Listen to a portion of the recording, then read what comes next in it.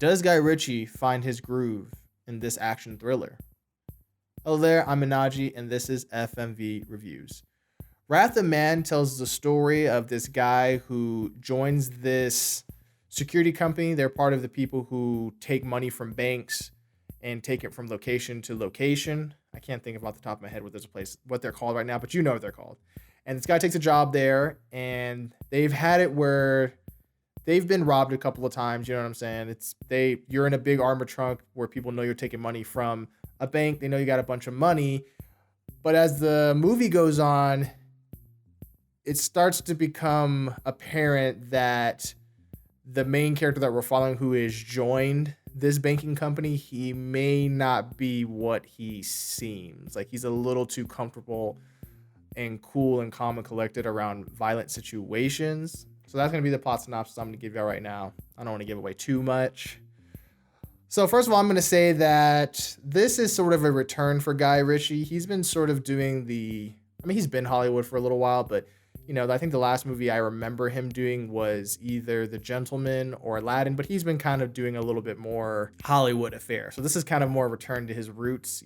Guy Ritchie is really known for doing like nitty gritty action and drama, like gangster action drama thriller kind of movies. But I will say that this movie is a remake of a French film called The Le Cavanier or something. I'm not speaking French. I don't know what it's called. I think it's called like The Cash Trucker. But this plot is pretty cliche. It's pretty much, if you've ever seen any sort of action thriller before, you can for the most part guess the beats of this kind of film.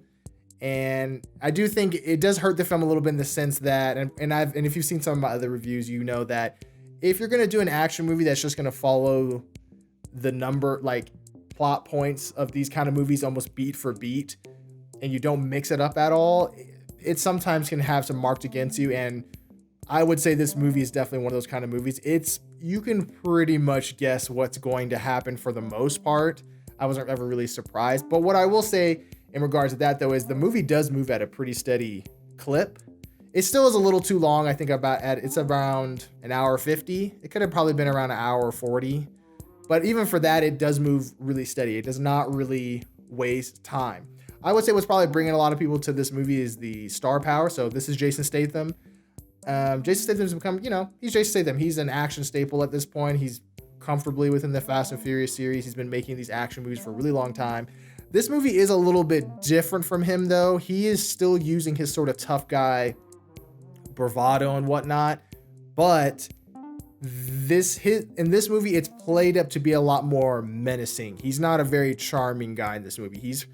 He feels dangerous and he feels threatening. I would have liked to see a little bit of range from Jason Statham. I am getting a little tired of seeing him play these kind of roles because they do very little. They add very little to his kind of roles that he's playing. So it makes it where it's not the most interesting watching him play another tough guy for the most. The other actor I would say stood out for me, even though I would say overall no one is super stand up besides Jason Statham, is Jeffrey Donovan. I've been a fan of his ever since the Burn Notice days on USA. And, he's popped up in movies like Sicario. He popped up in this movie called Villains. And he's just a really fun performer to watch. Now, of course, the plot is not giving him a whole lot of things to do, but he finds little ways to add dimensions to his character, and I did appreciate that. I would say that this movie does have a big cast. There are names in it and actors that I've seen before inside of this movie, but this film has a weird thing where the way people deliver dialogue in this film is it almost feels like they took like the first take or rehearsal take of someone doing a scene and to just put that right into the movie.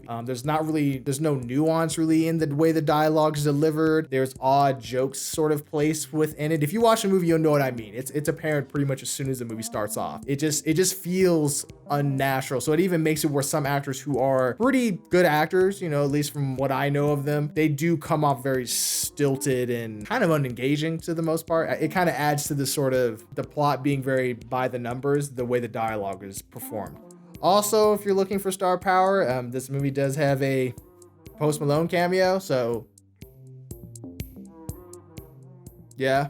And I guess I'm just gonna get right into what most people are probably wondering about in this film. But before I do that, if you're digging this video, make sure to like, share, and subscribe to the channel. So let's get right into what I would say is probably the most important stuff about this film. Guy Ritchie, he's a director who's known for being very stylish. I think he's gotten a reputation for doing that.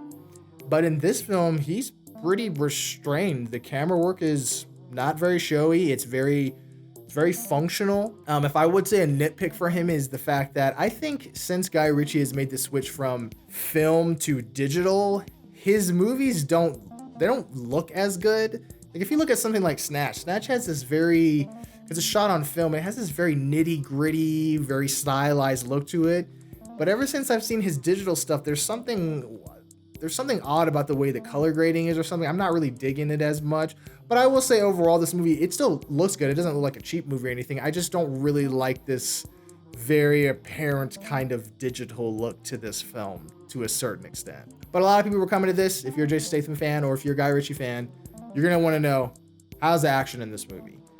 The action has this movie has a very old school thriller kind of vibe to me. It kind of reminds me of movies like action movies from the 70s. Very straight ahead. For the most part, they're very functional. They're not very showy. They have a plot that's, it works, but it's not super fancy. It's not trying to wow you necessarily. And this movie very much has this kind of vibe. And it even comes down to the way the action is done. This is not the usual Jason Statham affair of him getting into a whole bunch of fisticuffs and very stylized, him wearing a suit being very stylized. The violence, when it hits hard, and it just hits quick and brutal. Like, it's just, people get shot, people get killed, and the movie just has a very like, well, that's what happens. That's what happens. So if you're coming in here looking for really showy action, this is not the kind of movie. It does have action scenes in it, but this movie's it's not really about the action scenes, which is kind of interesting for the most part. So I would say in conclusion, Wrath of Man is a old school action thriller. And if you're looking for Jason Statham to do his tough guy kind of stuff, and if you're looking for a Guy Ritchie film that's not as showy or stylized as his usual style is, but you're still looking for something solid, Wrath of Man it's a solid film. So with that, I'm going to give Wrath of Man a 7 out of 10. So hey, if you watch this movie, let me know what you think down in the comments below, and I'll message you back. And until then, I'll see you all later. Bye.